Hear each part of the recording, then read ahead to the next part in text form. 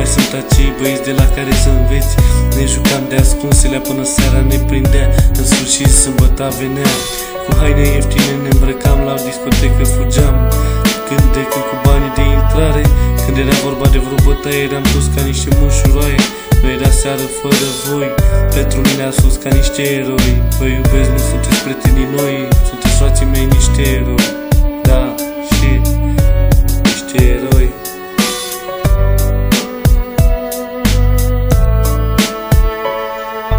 Cei cu care împărțeam tot ce aveam, ne iubeam și ne iubim în continuare.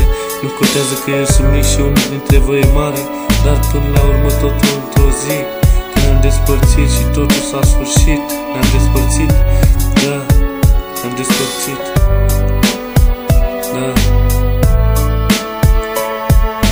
Eu trebuia să plec peste hotare, să fac bani că timpul trece și eu să fiu mare. După mulți ani, același fețe alți oameni pun valoare doar pe bani. Ca înainte, banul nu spunea nici două cuvinte. Da, cam atât. Dacă stau să povestesc, aș face o piesă cam de 2 ore, așa, să nu exagerăm. Da, știi că ne jucam lapte gros până rupeam cârca, dar acum munca îți rupe cârca, că nu ai ce mânca. Rămânem ascunși până a doua zi. Sunt doar 3 băieți pe care ei să le respect. Sunt cei mai tari frați, Claudiu, Laurențiu și Bogdan. Da.